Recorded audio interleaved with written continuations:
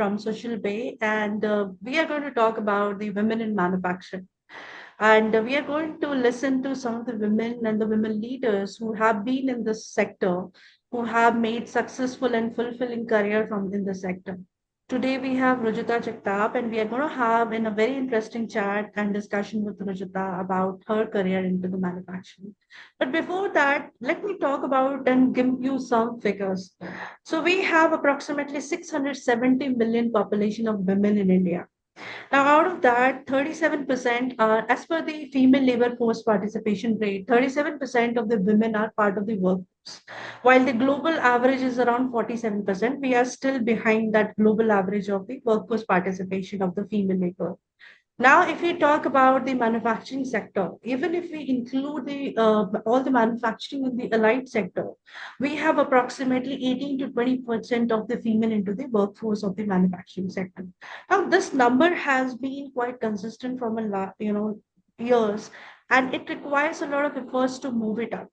We at Social Bay and the OEM Update have jointly launched up the section of Women in Manufacturing, where we are trying to understand what are some of the challenges, barriers, and how women leaders have made it to this for a longer and fulfilling and a rewarding career into this sector.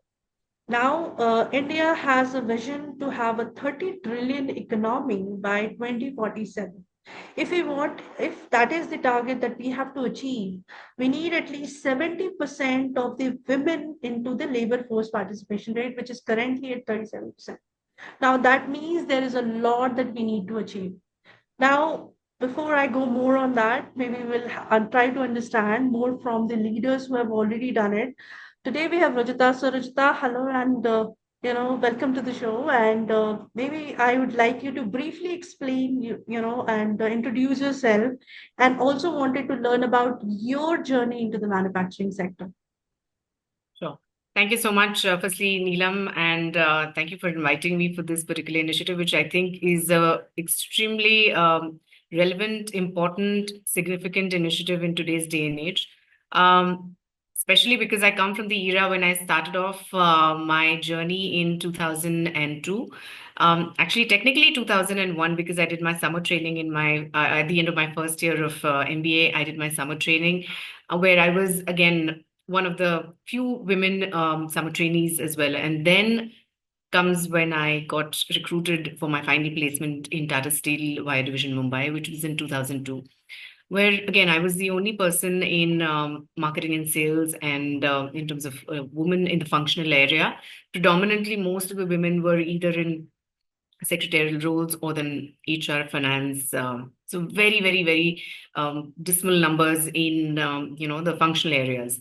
So I think we've come a far way. We've come quite a interesting journey since then, and now, of course, the diversity is much higher.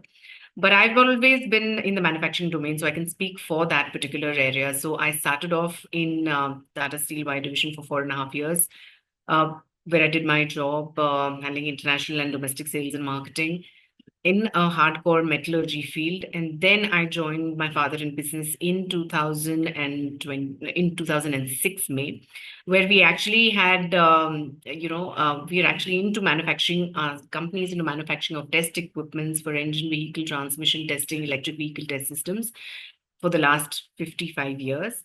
The company is established in 1969, and I joined in May 2006. So transitioning from metallurgy to mechatronics, that's where my journey started in my own company as a second generation entrepreneur. Again, a completely, you can say, a field where very few women were there in manufacturing. So even in our own company, the diversity wasn't as much, because obviously manufacturing domain, mechatronics, fewer women were back in the day in manufacturing. Essentially, most of them used to join the service industry. So we've always, taken a lot of initiative and encouraged, taking more women into the workforce, because there's so many advantages to do so. I myself not only, talk about this on different forums, but I also go actually to the academia and have a very strong industry academia connect, where I actually go and advocate the advantages of getting into the manufacturing sector, because most of them again want to get into the service domain and they know less about the manufacturing opportunities and what kind of opportunities are there in India in manufacturing in different verticals, right? So I keep talking about this at even college level, where I get a lot of positive response from the girls, and a lot of them are actually very keen to join the manufacturing sector, which I think is an extremely welcome move in today's day and age. And another area I have observed is getting onto the shop floor. I mean, earlier you never had women on the shop floor at all. And you'll be really pleasantly surprised to know, Neelam, that recently I visited Tata Motors and they have a plant which manufactures the Tata Safaris and the Nexons. And that entire plant, end to end, is run by women. So it is right from the workers to the supervisors to the HR to marketing, everything that plant, 1,500 women working 3 shifts in that plant. I mean, that's one of a landmark example and benchmark example all companies can follow. And I think Tatas have taken the lead. There are many companies which, of course, have diversity on the shop floor as well today. MNCs, Indian companies, because they're taking so many initiatives in that direction. But I think Tata Motors has made a complete plant which is for women, end to end. So I think that's really commendable. 1,500 working in that plant 3 shifts. So I think India's come a long way. And of course, there's still a lot of room for increasing that diversity. And programs like yourselves, initiatives like your initiative will really, really propel this movement, help this movement, and help more and more women to come into the professional and the entrepreneurial arena. I can understand, the same period when I also did my mechanical engineering, 2001. And I remember when I shifted to mechanical engineering later on in my engineering period.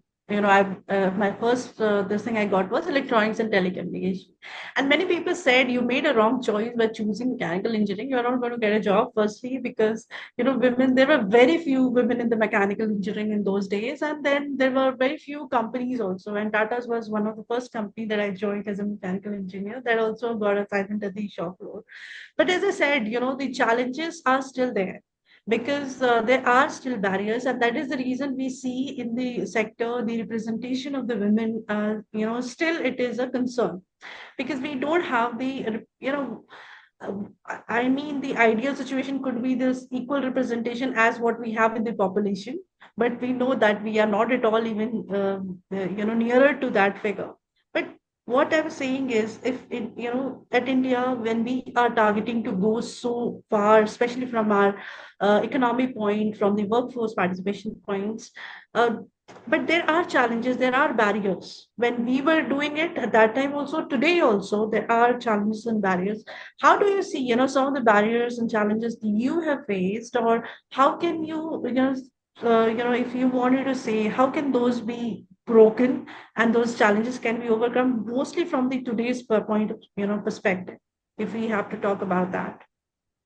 Sure. So let me actually, I think very important is to first understand what are, the perceptions or stereotypes on why women are not considered, or why women were not getting into the workplace. Let's look at some perceptions and stereotypes, which I have found out from, this is not, of course, pertaining to me, but I'm saying in general from different companies that I've interacted with. I've got to know this as a common, feedback that a lot of times women are not considered on the shop floor because the shop floors are not supposed to be very women friendly. That's one sort of myth that was there earlier. Also, that women refrain from traveling to remote places due to security concerns. A lot of times that does happen. That a lot of women are hesitating to travel, so they for example, in my own company, when I actually joined in 2006 and I, wanted to recruit more and more women, but when I asked them to wait for work or if I asked them to travel, there was this hesitation and the women were themselves putting shackles on themselves saying that, oh no, after sunset, after 5 p.m. I can't wait and I have to go back. And after sunset, I can't travel alone and I cannot get permissions to travel outside for any work. So one aspect, if you have to see, if women are asking for equality and we need to have this, equality between the genders, at the workplace, I think they have to be also open to sharing that responsibility and working as much.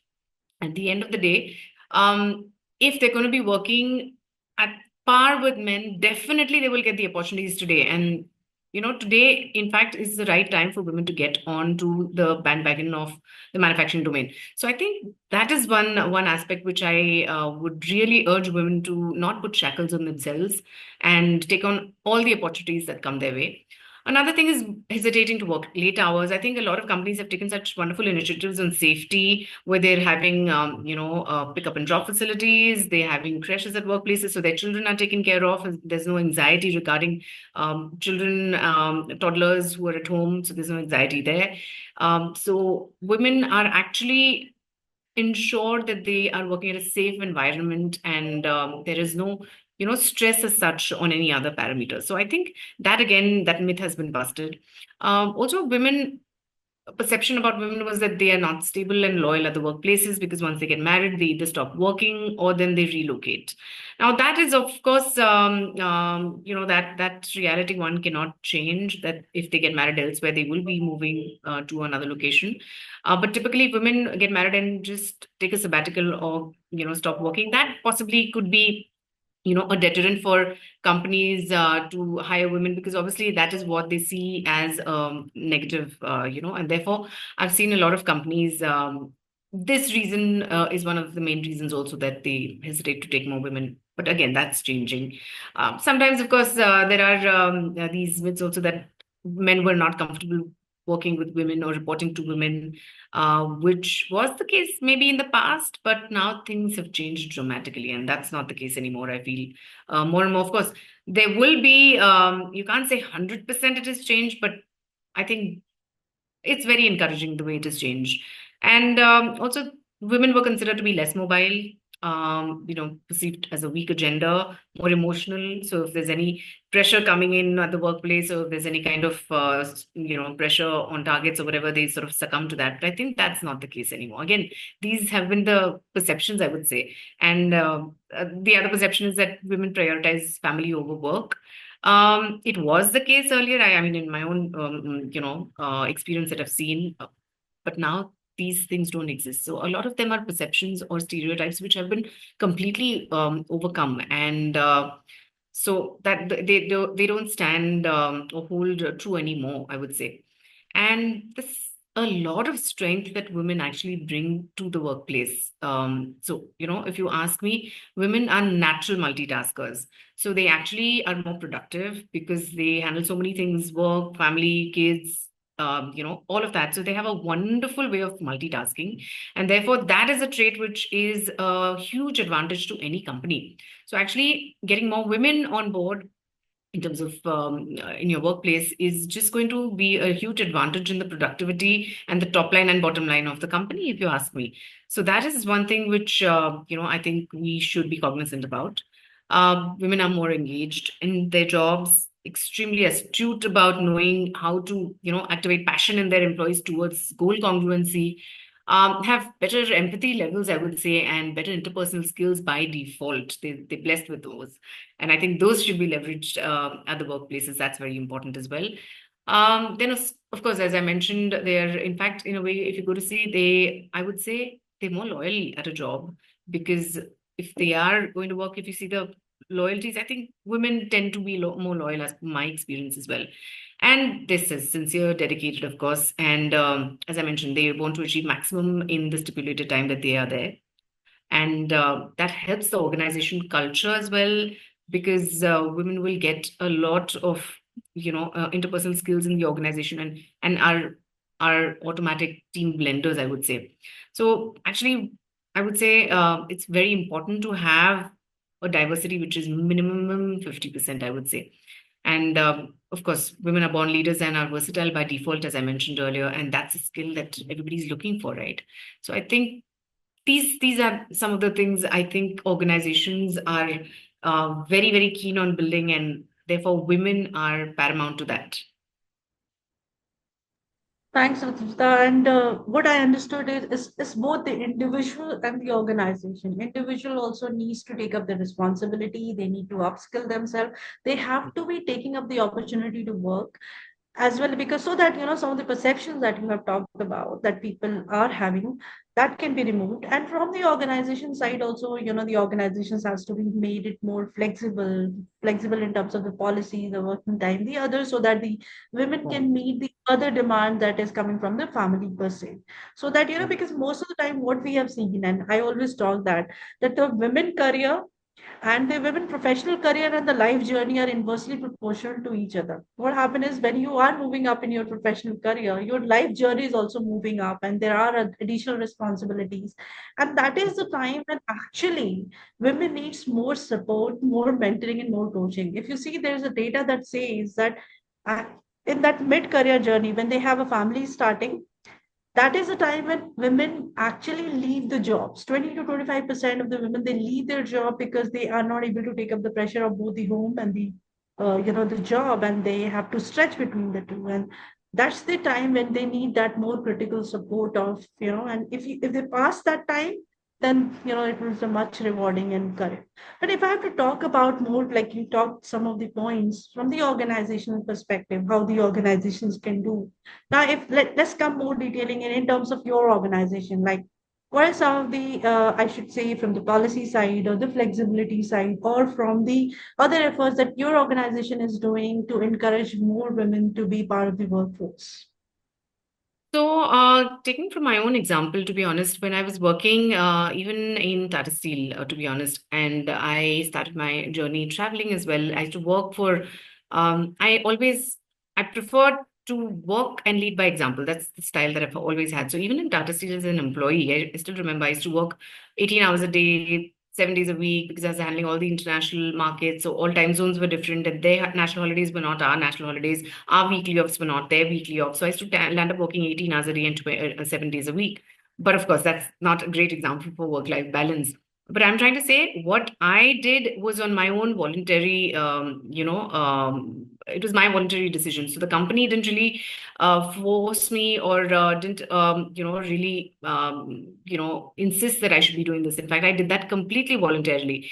And that's where I learned, right? I mean, in fact, the company said you should not work so long hours because there's workers here and you're the only woman sitting in the department. Or when I wanted to travel on my own remotely, they said, it may not be safe for you. But I took that decision and that onus on myself. So I think first, most important thing is the women have to take that onus on themselves also. And also that leap. Because if I would have not taken this leap, I would have not learned as much and I would have not progressed in my career. Coming back to my organization, I would say one example, for example, when I worked in Tata Steel, one example I think I used to correct it here is I was handling the international market, and when I actually had to travel in Tata Steel to those, when the opportunity of travel came to those international markets, the boss got the opportunity and not me because they thought it's not safe for me to travel to the country and all of that.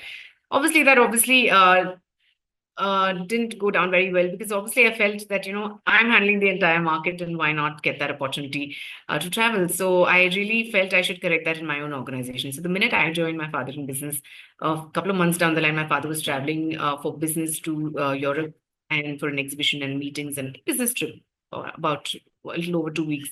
And he asked me to join him. And first thing I said was, who's looking after the international business is my colleague who's a lady, and she is the one who deserves to travel because she's the one who's working for that particular role. And I think we should take her, even if it means we have to put in more budgets and go beyond our budgets. That's fine because I think that was very important. So I think I and my father allowed that, and three of us traveled. And from then, 2006 until now, always that head of international business and I travel together to all our overseas tours, or three of us travel mostly. So at least minimum, both of us, she and I, or she, me, and my father or my brother, we always travel together, even if it means more budgets. But at the end of the day, it is important to give that opportunity to the people who are looking after that role. That's very important. And in our case, I think that brought in not only motivation with the women, also they were more and more women started actually joining the company, looking at such examples. So I have now women on the shop floor. I have women in the electronics assembly. I have them in testing. I have them in service. I have them in marketing, sales, finance, HR. So I have increased the diversity in every function when it comes to women. I would still say I don't have 50%, but definitely the number has increased dramatically. And I'm sure there will be a day when there will be 50% and more. I would say 50% is also a great target to achieve. And I think that's very important that all of us lead by examples and talk about these stories to others, because when they hear, they will also make such initiatives.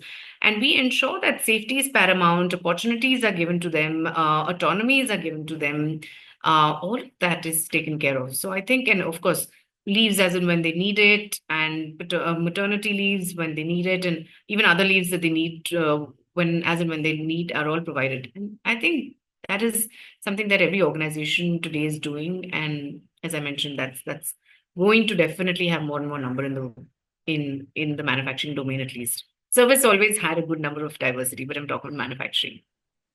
Sure, thanks. And especially I like the example that you mentioned about you making choice of why not to have, women traveling also. Because this is sometimes, like this, the story that you just shared. In fact, I also have a story when I was working in one of the organization leading a project on the trucks, the heavy duty trucks.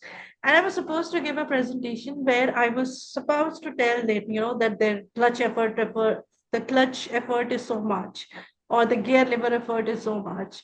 And I was asked by my engineer, can you explain me? I know you can give me a numerical number, but how much does it take an effort from a driver's side to actually drive that? And I felt so this thing, oh, I did not do it. I never, drove that truck to understand how much effort it is. And then I took up a challenge. Why not to learn that? And actually, I took up a challenge to learn driving the truck, and I hold a commercial driving license for truck driving now. The thing is, Amazing. you have to actually make a choice that how much, like what you were saying, that you made a choice that I need to travel, even if it is about budget, or I made a choice that I need to learn it to understand. It cannot be just, at the surface level that I wanted to. If you want to be in the sector, one thing which I understood is you have to be, it's not that you have to prove, but you need to upskill, you need to learn, you need to understand the things. You just can't be, okay, I have done my B and now I don't need to be doing anything. That cannot be the thing in any sector. And especially in the manufacturing, I believe that's how one can be there, can make a more successful career. Now, if I have to ask you, there are so many, aspiring girls, men, women, everybody would be watching of this. If you have to send a message to them that how can they have a more rewarding and aspiring and fulfilling career, especially from the gender diversity perspective in the sector, what do you want it to give a message to them? And Thank you so much, Neelam, for that question. I think that is very important. So I think what is very important towards women, the suggestion that I would give women to join the manufacturing industry. There are a lot of opportunities, and now is the best time to join this industry because there's so many opportunities right from the startup ecosystem to joining a family business that you're already having in your family, or having your own startup journey, or joining the professional career. I think there are plenty of opportunities out there. So and how do you make yourself count, right, at the workplace, be it a profession, be it a startup, be it a family business? There are a lot of areas that you can work on to make sure that you count at the workplace. For instance, having a career front grip on the career and equipping ourselves with the latest technology. So I think that's very important to upskill ourselves. So I think women have a lot of opportunity of upskilling, like everybody does. So, and we all have to keep learning and keep upskilling ourselves, because only once you do that, you'll get those opportunities, and actually those opportunities can be harnessed by you. So I think even if we have studied our post graduation, our learning should never stop. And We should actually keep ourselves updated with technology, with all the new age technologies, and upskill ourselves so that we have newer domains opening for us. That's one. Also, setting ambitious targets and working towards them is very important. Also having role models is extremely important. I think having role models in the manufacturing domain and aspiring to get to those levels, I think will be very, very instrumental in a fast track career for women. Also excelling at their workplace by having a lot of I would say mentors. So you can be a mentor, or you can actually work with a mentor as well. So I think that is very important to have mentors. So I think within the organization, outside the organization, have mentors, because it's always nice to have mentors as a sounding board, mentors to get guidance from, mentors to actually handhold you to sort of take you to the next step where you feel saturated at some point. So I think it's very important to have mentors within the organization. Of course, they will help you with that particular organization as well. I would say you can actually have multiple mentors within the organizations, mentors outside the organizations, because the learnings that come in will be tremendous, and that will always help you for a holistic learning. That's very important as well. Having a work life balance is extremely important, and I think that is what women need to focus on as well. I'm guilty of not having it, but I would definitely say the benefits are very, very high when you come to work life balance. For example, I'm doing it in sort of bits and pieces, I would say. For instance, I have been trying to spend about 4 hours a week in studying the Upanishads, the Bhagavad Gita, Tattva Bodha, Vivekachudamani, and all of these Upanishads, which teach you so much about not only life, but also about management. You know, the best of management lessons come from Bhagavad Gita, right? So actually, I'm studying that for a couple of many years now. And surprisingly, the teacher is actually a Brazilian and not an Indian. So our Upanishads are, cherished and, learned and taught by foreigners who imbibe this, because that is they value it so much more, and I think we need to do that as well. So I do that. You all can be part of fitness. Of course, you can have gyms, you can have recreation, you can have these running clubs and cycling clubs. Not only does it give you fitness as an outcome, but also having to learn from people from different walks of life, that itself is very important. When you become a part of these groups, you always learn from each other, you always enhance your knowledge, and you never know, you get opportunities of different kind, uh, where you can actually start some enterprise with somebody, or you can actually find a mentor there as well. So there's a lot of multifold advantages of that. So that is one thing. I think networking is extremely important. So be it a startup or a woman professional or woman entrepreneur, or second third generation woman in a family business, everybody needs networking, and I think it's very important. And there are so many, and I strongly advise, there are of course women oriented groups like WIMA and many others who are doing phenomenal work in this space for upskilling, for helping tide over your challenges that you're facing in your workplaces, help facilitating connections, help there are chambers, different kinds of chambers as well that exist in our city, which are focusing again on manufacturing as well. Multiple chambers where you actually have incoming delegations, outgoing delegations, where you actually can foray into the international business. Because at the end of the day, even if you start your journey, you need to, if you're going to be an entrepreneur, you have to foray into the international business to expand your tentacles outside. It's very, very important. And for that, a lot of times you get a ready-made platform, you get guidance, you get the delegations that you can start off as a beginning, and then of course make your inroads there. That is very important. So be a part of CII, MCCI, many other chambers that exist, WIMA, many, many others. So try and be a part of both women-oriented forums as well as general forums, because at the end of the day, even the general forums, you're going to be working at the end of the day with women and men together when it comes to your ecosystem at your workplace, be it vendors or peers or customers. So therefore, being a part of both these forums definitely help a lot. So I think, and of course, having me time in all of this to strengthen your, physical and mental health is extremely important. At the end of the day, a woman is the foundation of the house, and that foundation has to be strong to grow. So I think that is very important. And I think, as I mentioned, there's these are the best times for women to get into, different domains, and the government is incentivizing. A lot of government policies are aiding it. So I think come out and get onto the bandwagon, either of a professional bandwagon or entrepreneurial bandwagon or family business or startups. There are just too many opportunities out there. Don't shy away from these opportunities, because once you take them on, then you'll know the advantages, and then there's no looking back. And all the best to all of you all. And I'm sure I will see more and more diversity in manufacturing going ahead with this wonderful initiative of WIMA, and I'll always support it in every and any way that I can. And all the best to WIMA as well for this wonderful initiative.